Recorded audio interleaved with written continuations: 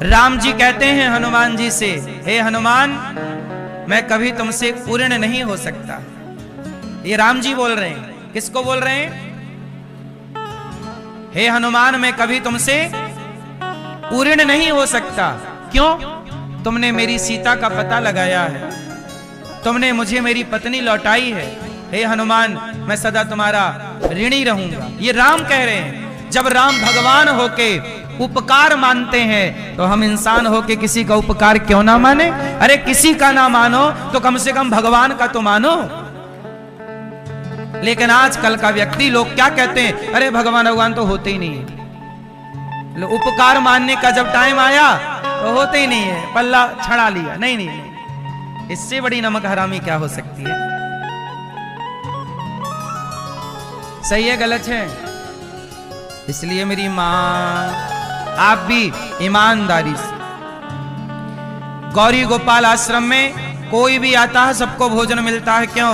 आप लोगों ने भिक्षा दी है तो आपका तेरा तुझको अर्पण आपने दिया तो आप लोग ही खाओ पियो। अन्नदान आप लोगों के लिए, खाओ। सब लोग साधु संत लोग खाते हैं, ये सब है। आप गौरी गोपाल में देखो ना, कोई भी आ रहा सबको भोजन मिल रहा, क्योंकि आपका ही दिया है, आप ही खाओ। क्यों? आप सबके लिए है, इसलिए अखंड रसोई चल रही है। कोई भी आता भोजन मिलता है। सेवा है। हम कोई बांध के थोड़ी ले जाएंगे, हम कोई वहां के लिए थोड़ी, वहां के लिए तो हम भजन कमा रहे हैं, भक्ति करेंगे। हमारा भजन वहां काम आएगा, वहां हमारी दौलत काम, वहां तो हमारा भजन काम आएगा। जो हम पुण्य करेंगे ये सब वहां हमारे काम आएगा। तो यहां का बांध के हम वहां ना ले जाएंगे।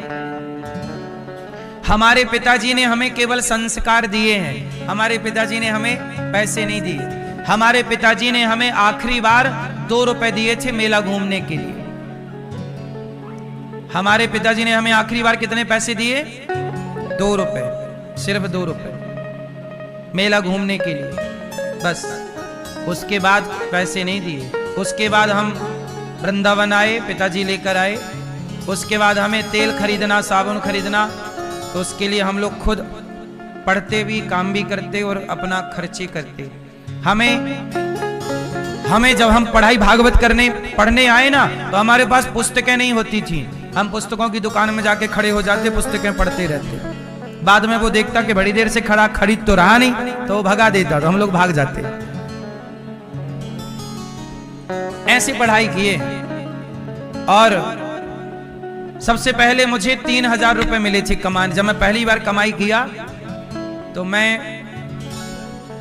सबसे पहले मेरी कमाई प्रयागराज में हुई। 3000 रुपए मुझे मिले थे 9 दिन में काम करने का। तो वहां 3000 रुपए मुझे मिले। तो 3000 रुपए से मुझे सब लड़कों ने मोबाइल खरीद लिया। मैंने मोबाइल नहीं खरीदा, मैंने 3000 रुपया की हारमोनियम खरीदी, क्योंकि मुझे संगीत सीखना था। तो संगीत सीखने का शौक था, तो मुझे लगा मोबाइल का क्या करूंगा, मुझे जरूरत किस चीज की है? हारमोनियम की। तो मैंने हारमोनियम खरीदी। आज भी वो मेरे पास रखी है, 3000 रुपया की पहली हारमोनियम। मुझे लगा कि पैसे का दुरुपयोग नहीं करना चाहिए। प्रयागराज में मैंने सबसे पहले शुरू की अपने जीवन की जर्नी। पहली बार पैसा वहां कमाया, इसलिए प्रयागराज में अन्न क्षेत्र बांट करके वो चुका रहा हूं 3000 रुपए के। चलो, वहां से शुरू किया तो वहां के भक्तों को, इसलिए माघ मेला में अखंड रसोई चल रही है गौरी गोपाल जी की। मैं जहां जहां से लिया हूं चुकाया जरूर हूं। 1 महीने अखंड अन्न क्षेत्र चल रहा है गौरी। पिछली कुंभ में भी चला था, अब भी चल रहा। चुकाने का है साहब, लेके नहीं जाना किसी का ऋण। जहां से लिया है चुकाओ। अखंड प्रयाग में माघ मेला में भोजन चल रहा। तो मैंने अपने जीवन में पैसे का दुरुपयोग नहीं किया। मैंने कभी गुटखा नहीं खाया, बीड़ी नहीं पी, सिगरेट नहीं पी। हमारे उम्र के लड़के, हमारे दोस्त सिगरेट पीने लग गए, गांजा पीने लग गए। मैंने कहा नहीं, मैं पैसे बर्बाद नहीं करूंगा। जो पैसे कमाऊंगा सेवा में। मुझे सेवा करने का शौक रहा बचपन से। मैं बचपन से सोचा था कि मैं बड़ा होकर अन्न क्षेत्र चलाऊंगा। सोचिए, अन्न क्षेत्र चलाने का मेरा सपना था। मेरा बचपन में सपना था कि मैं बड़ा होकर क्या चलाऊंगा? अन्न क्षेत्र चलाऊंगा जहां सबको भरपेट भोजन मिलेगा, सब लोग भोजन करेंगे, मैं देखूंगा, मुझे सुकून मिलेगा कि चलो हम किसी के काम आए। ये बचपन का सपना था। लड़कों को सपना होता है गाड़ी का, बंगले का। मुझे कोई गाड़ी घोड़े बंगले का कोई सपना नहीं, कोई गाड़ी घोड़े का सपना नहीं है। हम कोई गाड़ी वाड़ी उतनी ही लेते हैं जितनी हमें जरूरत पड़ती है आने जाने की, क्योंकि आज के युग में आना जाना है तो गाड़ी तो होनी है, तो जो जरूरत है वो लेते हैं। लेकिन कोई शौक नहीं है कि हमें गाड़ी का शौक है, कोई शौक नहीं है, ना हमें खाने पीने का शौक, ना गाड़ी घोड़े का शौक। शौक है केवल सेवा करने का, और वही भगवान करा रहे हैं शरीर से। आप यदि सही है ना मेरी माँ, तो भगवान से आज तक ये दास ने भगवान से मांगा कुछ नहीं, जो सोचा है वो भगवान ने पूरा किया है। मैं सारी बात केवल इसलिए बता रहा हूं कि आपका समर्पण भगवान से होगा तो आपको कहना नहीं पड़ेगा। भगवान बिन मांगे मोती मिले, मांगे मिले ना भीख। प्रेम करिए भगवान से, समर्पण करिए भगवान में। गोपियों ने भगवान से प्रेम किया तो भगवान से आप लोग क्या करेंगे? प्रेम। और प्रेम कैसा होता है? जिसमें कोई स्वार्थ है तो वो वासना हो गया, वो जहां स्वार्थ ना हो वो प्रेम हो गया। प्रेम गली अति साकरी, जामे दो न समाये। इसलिए भगवान से प्रेम करिए और निस्वार्थ करिए, भगवान को देखिए और सदा नजरें झुकी रहें, एहसानों के तले दबे रहो। ईश्वर का एहसान मानना ही भक्ति है। सदा तुम्हारी नजरें उनके आगे झुकी रहें कि प्रभु मैं आपका ऋणी हूं। क्या हूं? आप क्या हैं ईश्वर के? सच बताओ कितने लोग ऋणी हैं?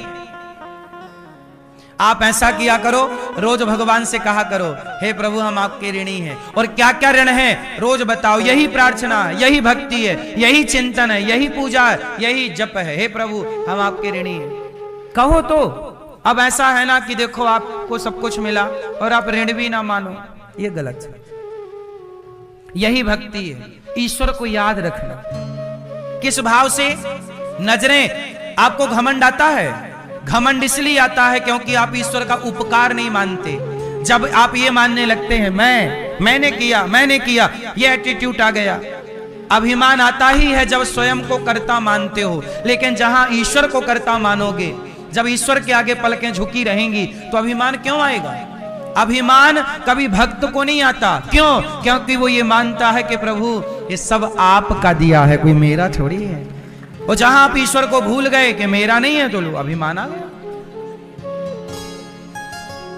इसलिए सदा ईश्वर का धन्यवाद करते हैं कान्हा, तेरा हर पल शुक्रिया। खुशियां जो दी हैं उसका भी शुक्रिया। हम तेरा दिया खाएं, तेरा ही गुण गाएं। जीवन दिया जो उसका भी शुक्रिया। खुशियां जो दी हैं उसका भी शुक्रिया। अच्छा मैं ये एक बात बताओ, अभिमान आप लोगों को आता है कि नहीं? है ना? आता है। अभिमान आया मतलब आप भगवान को भूल गए। ये दास अनिरुद्ध, मैं कभी किसी बात का घमंड नहीं करता। क्यों?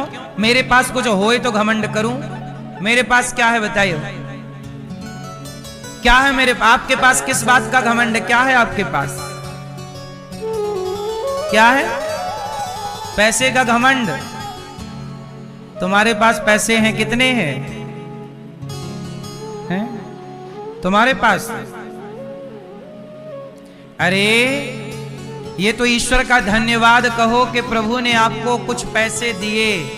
इसलिए दिए हैं कि तुम किसी के काम आओ, इसलिए नहीं दिए कि तुम घमंड करने लग जाओ। पैसे दिए हैं। अब जैसे हमारे यजमान जी के पास भगवान ने दिया है तो उन्होंने क्या किया, उस पैसे से अभिमान नहीं किया कि जी मैं अभिमान नहीं। उन्होंने श्री रामकृष्ण जी ने, सत्यनारायण जी ने, महावीर जी ने, प्रभुदास जी ने, इन्होंने पैसे पाके घमंड नहीं किया। इन्होंने पैसे पाके जितना बन पड़ा इन लोगों से समाज की सेवा की। आपको यहां ले आए, सेवा ही तो है। उन्होंने घमंड नहीं किया कि जी मेरे पास है, नहीं। उन्होंने आपको यहां लाके आपको 7 दिन रखा, 7 दिन आपको भोजन प्रसादी कराया, 7 दिन कथा सुनवाई, आपसे पूछा आपको कोई तकलीफ तो नहीं है। तो क्या है ये, धन पाके घमंड नहीं, सेवा, नम्रता, सरलता, सहजता। आप भी धन पाके यही करना, ये नहीं कि अकड़ में रहो कि जी मैं हूं तो कोई है ही नहीं। सदा भगवान को यही प्रेम है। ये क्या है मेरी मां, प्रेम ये है कि जो भगवान दे रहे हैं ये ईश्वर का है, मेरा नहीं। गौरी गोपाल भगवान का है, सब वही करा रहे हैं, मैं नहीं हूं। भगवान ने मुझे निमित्त बनाया। अच्छा एक बात बताओ, सीता मां का पता किसने लगाया, किसने लगाया? यदि हनुमान जी सीता मां का पता ना लगाते तो सीता मां का पता लगता कि नहीं लगता है? नहीं लगता, नहीं लगता, लगता। अब हनुमान जी इस बात से घमंड करने लग जाए कि मैंने पता लगाया, मैं ना होता तो पता ही ना लगता सीता मैया का, मैंने लगाया। इस बात का हनुमान जी घमंड करें तो कोई अर्थ ना निकलेगा, क्योंकि हनुमान जी पता ना लगाते सीता मां का तो भी सीता मां का पता लगता। राम जी किसी और से काम कराते। वो तो हनुमान जी को इस बात की प्रसन्नता है कि प्रभु आपने ये काम करने का मौका हमें दिया, ये दास को दिया, तो आप प्रसन्न रहो इस बात से कि प्रभु ने आपको इस योग्य बनाया। इस बात का घमंड ना करो कि जी मैं आ गया, मैं ये हूं, नहीं। ये ईश्वर ने आपको ये योग्यता, ये ईश्वर की दी हुई काबिलियत है, ईश्वर की दी हुई कृपा है। ये कृपा का एहसास करो, कृपा को महसूस करो, अभिमान का भी महसूस ना करो अभिमान को कि जी मैं। आप लोग गलती यही कर जाते हैं। हनुमान जी जैसे आपको भगवान ने, जैसे ये दास अनिरुद्ध को गौरी गोपाल की सेवा भगवान ने दे रखी है, अब मैं अभिमान करूं तो मेरे जैसा मूर्ख कौन होगा। आपको भी कुछ दिया होगा तो आपको ईश्वर ने इस योग्य बनाया कि आप किसी को 2 रोटी दे सकते हैं, है ना। इस बात का घमंड ना करना कि मैंने दिया, मैं ना देता रोटी तो ये मर जाता। ये घमंड ना करना साहब कि तुम ना देते तो होता ना। तुम्हारे जैसे कितने जब नहीं थे तब भी भगवान का सब काम हो रहा था, तुम हो तो भी हो रहा है, और हम तुम नहीं रहेंगे तो भी ये संसार का क्रम। फिर वो गांव में एक कहावत कहते हैं कि एक आदमी के ना जाने से कोई बाजार लगनी थोड़ी छूट जाएगी, है ना। एक दुकानदार नहीं आएगा तो क्या बाजार नहीं भरेगी? बाजार तो भरेगी, तुम आओ या फिर। ये संसार है, तुम रहो ना रहो ये संसार चलता रहेगा, क्योंकि इसको चलाने वाले भगवान हैं, हम जैसों को बनाने वाले।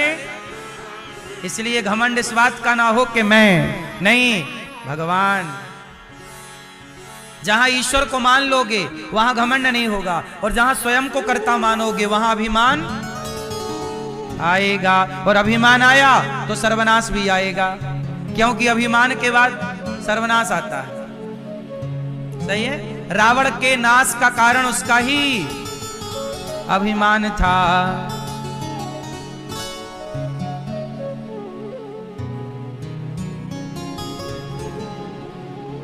दगा किसी के संग ना करना, दगा किसी का, दगा किसी का सगा नहीं है, किया नहीं तो कर देखो, जिसने जिसने दगा किया है जाकर उसका घर देखो। हाँ,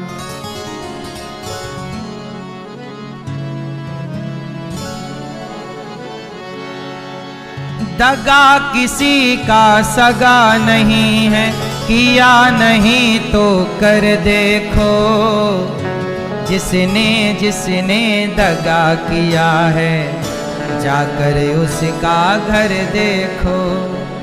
धोखा नहीं। दगा किया था रावण ने जब साधु भेष बनाया था, भिक्षा लेने गया था लेकिन सीता को हर लाया था। दगा, रावण साधु बन के गया, इससे बड़ा दगा क्या होगा कि साधु बन के, जिन साधु संतों पे लोग आंख बंद करके भरोसा करते हैं, और उसी साधु ने, रावण ने सीता मां को हर लिया। इससे बड़ा दगा।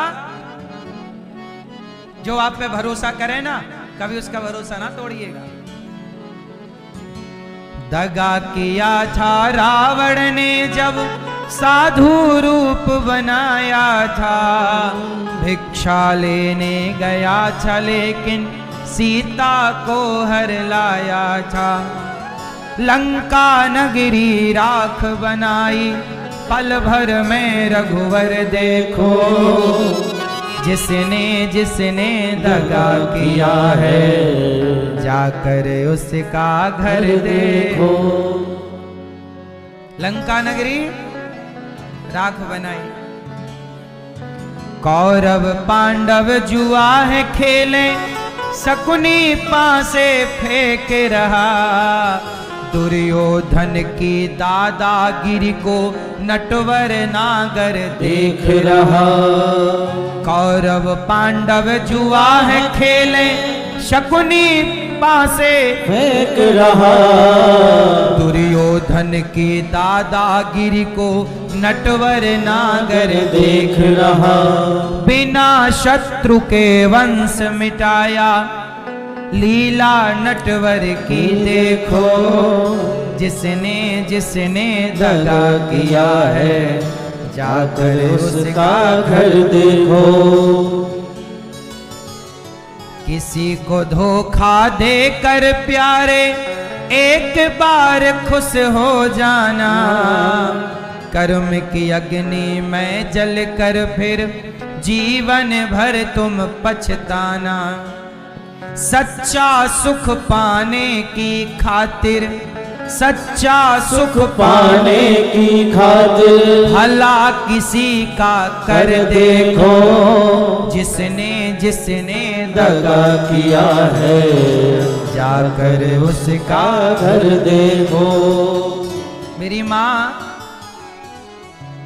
सच्चा सुख पाना है तो भला किसी का कर देखो।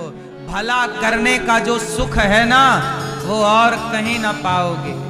इसलिए भला करने का सुख क्या होता है, ये आप करोगे तो आपको पता लगेगा। भगवान का संदेशा लेकर उद्धव जी गए। गोपियों का प्रेम केवल उनके लिए आंसू बहाना। इसलिए आप लोग भगवान से इतना प्रेम कीजिए, इतना प्रेम कीजिए कि उनके प्रेम में आंखों में अश्रु आ जाए। भगवान की याद में रोना, तड़पना। बस प्रेम क्या है? प्रेम क्या है? जैसे मछली का प्रेम पानी से है, पानी से निकाल दो तड़पने लग जाती है। भगवान के बिना पर रह ना पाए, ये प्रेम है। भगवान के बिना आप रह ना पाए, ये प्रेम है। आप लोग क्या करते हैं? औपचारिकता। अगरबत्ती जलाई, ओम जय जगदीश स्वामी जय भक्त जनों के संग फल में दूर, जय जगदीश। ऐसे भागते हैं जैसे ट्रेन छूट रही है। आप लोग ना औपचारिकताएं निभाते हैं, ये प्रेम नहीं है, ये औपचारिकता कर रहे हो, फॉर्मेलिटी। पूजा नहीं, प्रेम। तड़पना। भगवान के लिए अगरबत्ती जलाओ ना जलाओ अलग विषय, लेकिन उन्हें देखो और टुकुर टुकुर देखो और उनके प्रति सदा नतमस्तक रहो। हे प्रभु, आपके उपकार को हम कभी भूल ना पाएंगे। बस ये हो गई भक्ति। उनके ऋणी रहकर काम करो। ये मानो कि मैं नहीं हूं, ये घर भगवान का, परिवार भगवान, सब भगवान का। ये हो गई भक्ति। तुम नारियल चढ़ाओ, फूल चढ़ाओ, इसकी जरूरत नहीं है। चढ़ाना है तो क्या चढ़ाना चाहिए बताओ? भगवान को क्या चढ़ाना चाहिए? आप बताओ मेरी माँ, क्या चढ़ाएं? प्रेम भी कोई चढ़ाने की चीज है। क्या चढ़ाओगी भगवान को? पीली मैया, भाव। भाव, टमाटर क्या भाव दिए, वही वाला भाव। आप भगवान को क्या चढ़ाएंगे? प्रेम है? समय चढ़ाओगे? कितना समय है? सुनो, भगवान को क्या चढ़ाओ? आप लोग चढ़ाते हैं फूल, नारियल, मिठाई, तुलसी, ये सब चढ़ाने की जरूरत ही नहीं है। ठीक है, चढ़ाओ, ये तो भगवान का पुष्पों से श्रृंगार होता है, इसलिए श्रृंगार के हिसाब से चढ़ाया जाता है ना। अब हो गया श्रृंगार, अब इतने यहाँ पे केवल 2 मालों की जरूरत थी, 2 आ गए, बस 2 बहुत, अब सब लाओ तो वो कचरा होता चला जाएगा। बोलो हाँ या ना? 2 हार की जरूरत थी, अब देखो ये भागवत जी में तुलसी का माला चढ़ा, इतने से सुंदर लग रही हैं, अब लाके तोप दो इतना ढेर, तो वे सब वेस्ट है। जितनी जरूरत है उतना श्रृंगार है ये भगवान का। तो चढ़ाना है तो क्या? अब भगवान को क्या चढ़ाओ? चढ़ाना है तो भगवान के चरणों में स्वयं को लेकर जाओ। हे बिहारी जी, हे श्रीमन्नारायण, आज ये दास अनिरुद्ध ही आपको पुष्प चढ़ाने नहीं, आपके चरणों में तुलसी चढ़ाने नहीं, लड्डू चढ़ाने नहीं आया। आज ये दास अनिरुद्ध अपने आप को लाया है और अपने आप को आपके चरणों में समर्पित कर रहा है। स्वीकार करो इस दास को आज से। हम तेरे, हम किसके? हम तुम्हारे थे कन्हैया, हम तुम्हारे हैं, हम तुम्हारे ही रहेंगे, ओ मेरे प्रियतम।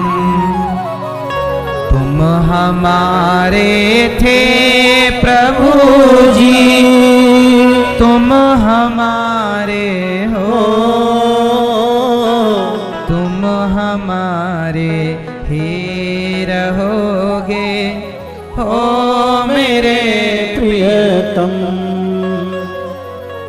तेरे कारण सब जग छोड़ा, तुम संग नाता जोड़ा। तेरे कारण सब जग छोड़ा, तुम संग नाता जोड़ा। एक बार प्रभु हंस कर कह दो, तू मेरा मैं तेरा। साची प्रीत की रीत निभा दो, ओ मेरे प्रियतम। तुम हमारे थे प्रभु जी, तुम हमारे हो, तुम हमारे ही रहोगे, हो मेरे प्रियतम। बस भगवान से ऐसा नाता हो कि हम उनके, वो हमारे, ये हो गई भक्ति। अब आप फूल चढ़ाओ, नारियल चढ़ाओ, खुद को ना चढ़ाओ। खुद को दे रखा है पड़ोसन को, हम तुम्हारे हैं। खुद को दे रखा है पड़ोसी को, हम तुम्हारे हैं। और अपने यहाँ फूल चढ़ा रहा, फूल फूल खाएंगे, क्या करेंगे? फूल चढ़ा रहा, अरे क्या चढ़ाना है? स्वयं को चढ़ाओ अपने आप को। मीराबाई ने फूल नहीं चढ़ाया, मीरा ने खुद को समर्पित कर दिया। गिरधर गोपाल, मैं तेरी तू मेरा, बस बात खत्म। इतनी सी बात है। अब आप खुद को चढ़ाते नहीं, खुद को तो दे रहे हैं उन्हें, हम आपके हैं।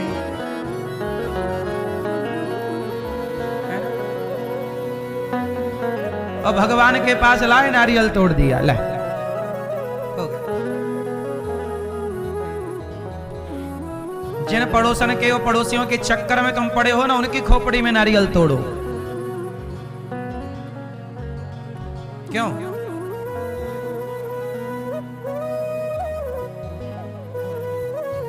उद्धव जी आए थे बड़ा ज्ञान लेके, गोपियों के प्रेम में भीग गए और प्रेम की भिक्षा लेकर के गए। भगवान ने हृदय में दर्शन कराया। भगवान के द्वारा अब भगवान द्वारिका गए और वहां जाकर भगवान ने रुक्मणी जी से विवाह किया। रुक्मणी जी के पुत्र हुए प्रद्युम्न, फिर उनके पुत्र हुए अनिरुद्ध। भगवान का दूसरा विवाह हुआ जाम्बवंत की बेटी जाम्बवती के संग। तीसरा विवाह सत्यभामा जी से, चौथा यमुना मैया से, पांचवा मित्रविंदा से, छठवा सत्या से 7वां भद्रा, 8वां लक्ष्मणा। भौमासुर नाम का एक दैत्य था, उसने 16,100 कन्याएं बंदी बनाई। भगवान ने उनके बंधन से कन्याओं को आजाद किया और भगवान के टोटल विवाह हो गए 16,100। कल हमने आपको बताया था कि भगवान कितने विवाह क्यों हुए भगवान के विवाह? क्योंकि सब भगवान को पाना चाहते हैं, सबको भगवान ने स्वीकार किया एक जन्म में। भौमासुर नाम के दैत्य ने 16,100 कन्याओं को बंदी बना रखा था। भगवान ने उन्हें जेल से मुक्त किया, कहा जाओ। उन कन्याओं ने कहा प्रभु अब हम कहां जाएं, हमें कोई स्वीकार। तो जिन्हें कोई स्वीकार नहीं करता उन्हें भगवान स्वीकार कर लेते हैं। दरबार में बंसी वाले के दुख दर्द मिटाए जाते हैं, दुनिया के सताए लोग यहाँ सीने से लगाए जाते हैं। भगवान ने सबको स्वीकार किया। 16,108 महल बनवाए, सब रानियों के संग भगवान बिंदास रहते हैं और जितनी पत्नियां उतने कृष्ण। ऐसा नहीं कि एक कृष्ण और 16,108। भाई 16,108 में यदि एक कृष्ण होंगे तो 16,000 भी नंबर वाली पत्नी तक जाते जाते तो बुढ़ापा आ जाएगा। क्या सही?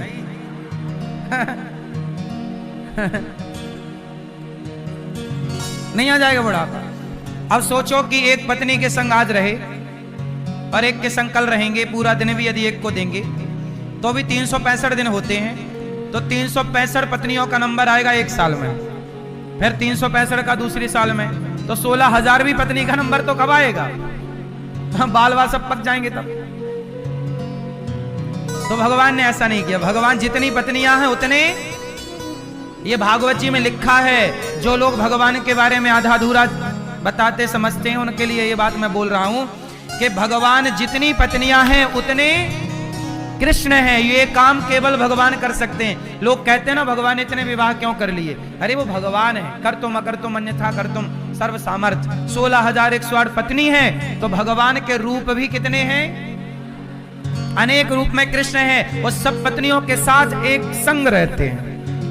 इसके संग भी हैं, उनके संग भी हैं, 15,000वें नंबर वाली के संग भी हैं, 16,000वें नंबर वाली के संग, सबके संग। और हर रानी से 10 बच्चे पैदा हुए, बेटा 10 और एक लड़की पैदा हुई। तो भगवान के 16,108 लड़कियां हैं, बेटियां, हर रानी से एक। और भगवान के 16,108 रानियों से 10-10 बेटा हैं। तो 16,108 गुणित 10 कर दो तो बेटों की संख्या आ जाएगी। फिर उनके भी बच्चे, तो टोटल 56 करोड़ यदुवंशी हैं। भगवान की वंशावली कितनी है? 56 करोड़। द्वारिका में केवल भगवान के पुत्रों को पढ़ाने के लिए 3 करोड़ टीचर हैं।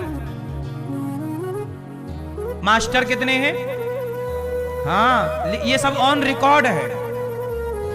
मतलब द्वारिका कितनी संपन्न थी और भगवान के बच्चे और भगवान शिक्षा पे कितना ध्यान देते थे कि 3 करोड़ टीचर थे। केवल द्वारिका बड़ी थी और 56 करोड़ यदुवंशी रहते। तो द्वारिका कोई छोटी नहीं थी, बड़ी थी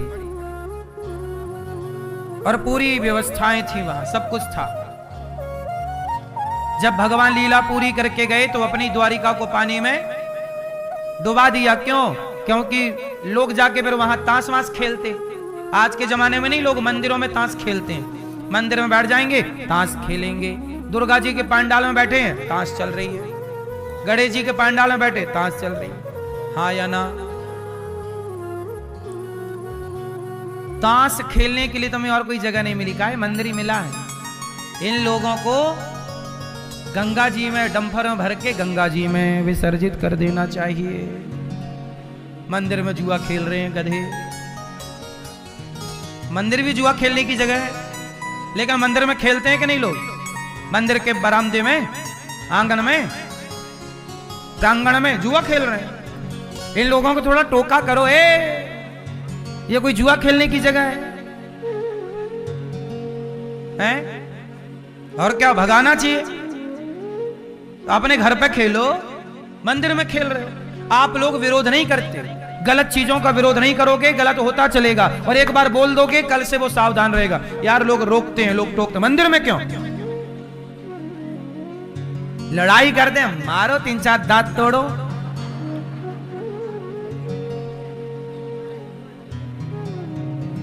लड़ाई तो करनी पड़ेगी मेरी माँ।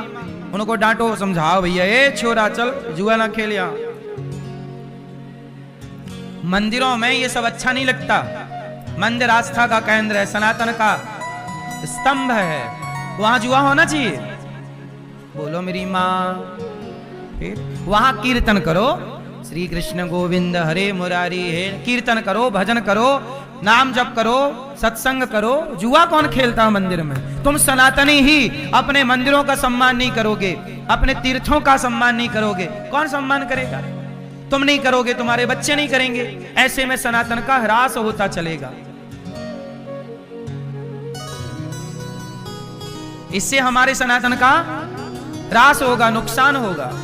इसलिए हम सबसे प्रार्थना करते हैं कि मंदिर में पहले समझाओ 2-3 बार, जुआ नहीं खेलना मंदिर में। और खेलोगे तो कल से फिर गोबर डालो घोल के, होली खेलो उनके संग। सबसे बढ़िया तरीका होली खेल लो। चलो होली खेलेंगे तुम्हारे संग, डाल दो गोबर भर के। क्यों मैया, ये बूढ़ी बूढ़ी मैया है, आपको सब करना, ये पूरा काम आप लोगों का है। एक्सपायरी डेट वाले लोग सब लग जाओ इस काम में। और किस काम के हो? 10 बजे तक सोती रहती हो मेरी माँ। या तुम पोता पोती खिलाओ या समाज की सेवा करो। तो 5 बजे उठ के क्या करती हो मेरी माँ? कीर्तन किया करो, पूरे गांव में चक्कर लगाओ, श्री कृष्ण गोविंद हरे मुर, प्रभात फेरी, ढोलक मजीरा ले लो और सबको जगाओ। ए बहन सो मत, चल उठ जाग मुसाफिर भोर भई अब रहन कहां तू। सोबत है जो सोबत है वो खोबत है, जो जागत है वो। सारी मैयाएं बिल्कुल इकट्ठी हो जाओ और प्रभात फेरियां निकालो। और जहां जहां जुए खेल रहे हैं लोग, उन्हें रोको आप लोग, महिला मंडल। झांसी की रानी बनो, तलवार अलवार रख लो एक बगल में।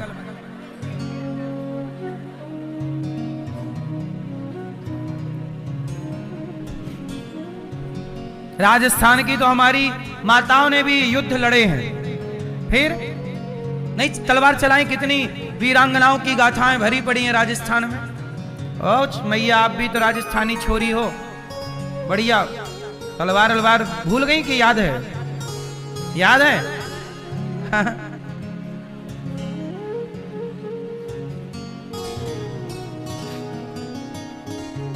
गलत ना हो, जहां गलत हो उसे रोकना चाहिए। नहीं रोकने से वो गलतियां बढ़ती जाती हैं, दोहराई जाती हैं। एक बार रोक दोगे कि भैया मंदिर में ये सब गलत है, खत्म हो जाएगा। कोई रोकता नहीं है, चल रहा है। तो भगवान के 16,108 विवाह हुए।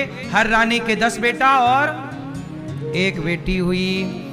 और भगवान ना बड़े प्रेम से रह रहे हैं, हंसी मजाक भी करते हैं रुक्मणी जी से। गृहस्थी में कैसे रहना चाहिए भगवान से सीखो, हंसते मुस्कुराते। बाणासुर पर भगवान ने कृपा की। अनिरुद्ध का विवाह उषा के संग हुआ और राजा नृग ने गौदान किया, जिसके कारण भगवान का साक्षात्कार हुआ। जीवन में मरने से पहले गौदान सबको करना चाहिए। आप लोग जीवन में मरने से पहले गौदान जरूर करना, क्योंकि गाय की पूंछ पकड़ के ही वैतरणी पार होते हैं। गाय की पूंछ पकड़ के वैतरणी पार होते हैं। आप लोग गैया चराए हैं कि नहीं बचपन में? हमारे यहाँ गैया ना बारिश में नदियां बाढ़ आ जाती थी और नदियों के उस पार गैया चरने जाती थी। तो मैं खुद गैया की पूंछ पकड़ के और हम लोग नदी पार कर लेते थे। तो जैसे नदी पार गैया की पूंछ पकड़ के कर लेते। गैया को तैरना आता है, पता है? सोचिए, गाय को तैरना आता है जबकि वो कहीं सीखती नहीं है। परमात्मा ने भी क्या बनाया है, समझ रहे हो? आपका बच्चा पानी में डूब जाएगा, उसे तैरना सीखना पड़ेगा। लेकिन गाय का बच्चा, उसे सीखना नहीं होता, वो पेड़ से सीखा सिखाया पैदा हुआ। ईश्वर को पता है कि किसे क्या सिखाना है, कहां से। ये क्या बढ़िया व्यवस्था है परमात्मा की। क्यों जी, बात सही है कि गलत है? फिर मछली के बच्चे को तैरना नहीं सिखाना पड़ता, वो गाय के बच्चा, जब गाय पार लगती है तो गाय की पूंछ पकड़ लो, आप भी पार लग जाओगे।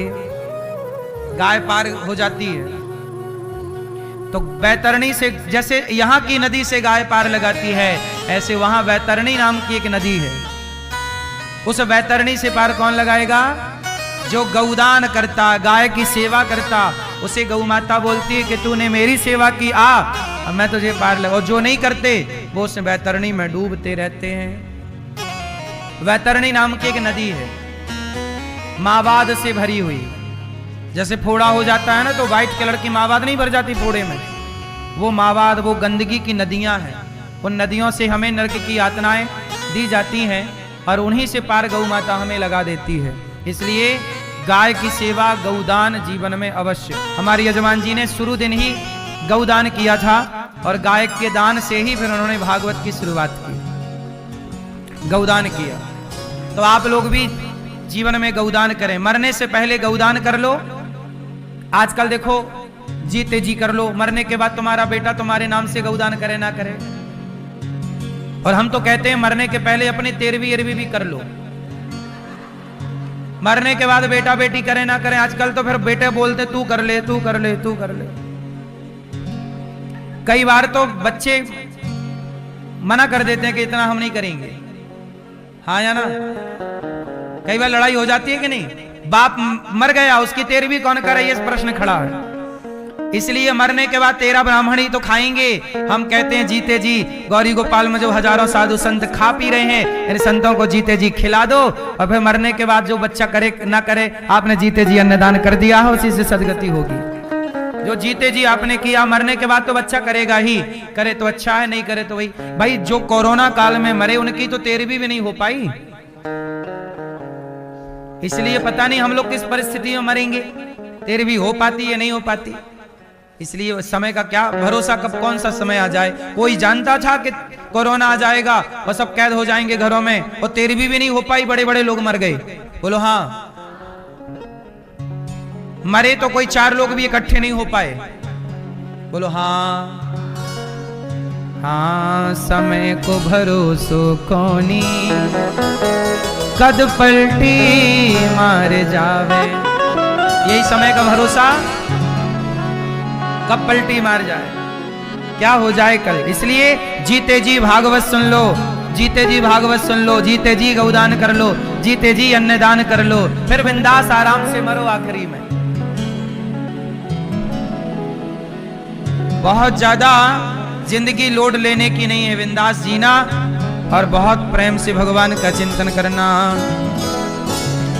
पांडुरक और काशीराज द्विविद का भगवान ने उद्धार करा दिया। जरासंध के जेल से 20,800 राजाओं को मुक्त किया। सबने स्तुति की, कृष्णाय वासुदेवाय हरये परमात्मने प्रणतक्लेशनाशाय गोविंदाय नमो नमः। भगवान ने 20,800 राजाओं को जरासंध के जेल से मुक्त किया और भीम भैया के द्वारा जरासंध को मरवाया। इसके बाद भगवान ने शिशुपाल 100 गालियां दे रहा था। भगवान को कितनी गालियां देता कौन? भगवान 100 गालियां सुनते और क्या करते? चुप रहते। आज शिशुपाल ने हद कर दी, 101 गाली दे दी। मैया कर लो पंचायत। कितनी गालियां हो गई? मैया कितनी गालियां दे दी। और जब 101 हुई तो भगवान ने चक्र निकाला और धड़ाम से सिर खंडित कर दिया। अच्छा एक बात बताओ, जो 100 गालियां सुनने के बाद सिर काट रहे हैं, वो पहली गाली सुन के भी तो सिर काट सकते थे, क्यों नहीं काटा? मानो भगवान आपसे और हमसे कहते हैं कि भैया थोड़ा सा आप भी सहन किया करो। जल्दी से उत्तर आप लोग ना तुरंत उत्तर देते हैं, नहीं, सामने वाले को कह लेने दो, बोल लेने दो। जरूरी नहीं है कि आप उत्तर दें। अभी कल या परसों एक लड़का आया, उसने बोला कि गुरुजी हमने आपके खिलाफ YouTube पे एक वीडियो बना के डाली थी, आपका अपमान किया था, आपको गालियां दी थी और उस वीडियो को हमने डाला, लेकिन आपने कुछ बोला नहीं हमें। बाद में उस लड़के ने यहाँ आकर गौरी गोपाल की सेवाएं देखी और कहा कि हमने बड़ी गलती की। उन्होंने फिर सॉरी कहा। हमने कहा कोई बात नहीं बेटा, तुमने जब गालियां दी हमें तब भी हमें कोई फर्क नहीं पड़ा, आज तुम सॉरी कह रहे हो तब भी हमें कोई फर्क नहीं है, क्षमा है, हम कोई नाराज नहीं है, हम क्यों गाली दें? आपका स्वभाव है हमें गाली देने का, ये आपके संस्कार हैं, आपकी तरह हम क्यों बने? भाई आपने हमें गाली दी और हमने भी आपको गाली दे दी, तो फिर आप में और हम में अंतर क्या रहेगा? सही है। एक घर में एक आदमी रहता था, पड़ोसी बड़ा मजबूत था, गुंडागर्दी वाला। उसने झाड़ू लगाई और सारा कचरा पड़ोसी को डाल दिया कि तेरे को परेशान करेंगे। पड़ोसी बेचारा बड़ा शांत स्वभाव का था, उसने कचरा साफ किया, डस्टबिन में डाला और आम, अंगूर, केला, सेब, पपीता, फल की टोकनी बनाई और पड़ोसी के घर पहुंच गया जिन्होंने आंगन में कचरा डाला था। भाई साहब ये फल हमारे गांव से आए हैं, आपके लिए ताजे ताजे ले लो। तो वो आदमी ना पानी पानी हो गया। उसने कहा भाई मैंने तो तेरे घर कचरा डाला, तू मुझे फल दे रहा है। तब इसने कहा कि आपके पास कचरा था तो कचरा दिया, मेरे पास फल थे मैंने आपको फल दिया। जिसके पास जो होता है वही देता है। इसलिए किसी के पास गालियां हैं तो वो गालियां दे रहा है, तो इसका मतलब ये नहीं कि हम भी उसे गालियां दें, नहीं। तुम्हें कोई गाली दे तो चुप रहा करो, एक सीमित तो चुप रहना चाहिए। कुछ भगवान ने 100 गालियां सुनी तो तुम 2, 5, 10, 20 गालियां तो सुन लो, चुप रहो। फिर समय आए तो जवाब भी देना चाहिए, ऐसा नहीं कि जवाब नहीं देना चाहिए। मैं जवाब भी देता हूं, पत्रकार मुझे बुलाते हैं मैं जवाब भी देता हूं, पर जवाब भी अपने अंदाज में। ये नहीं कि तुमने मुझे गाली दी तो मैं भी गालियों से जवाब दूंगा, नहीं। ज्ञानी मारे ज्ञान से तो अंग अंग भिद जाए और मूर्ख मारे लाठी से तो फूट खपड़ी आ जाए। अज्ञानी की मार अलग है और ज्ञानी की मार, इसलिए आप लोग समझदारी से जवाब दिया करो, समझदारी से मार लगाओ। गाली किसी ने आपको दी है तो उसे गाली से ना मारो, पहले 2-4 देख लो कि भाई ये कहां तक जा रहा है या जा रही, फिर उसे अपने समझदारी की भाषा से समझाओ।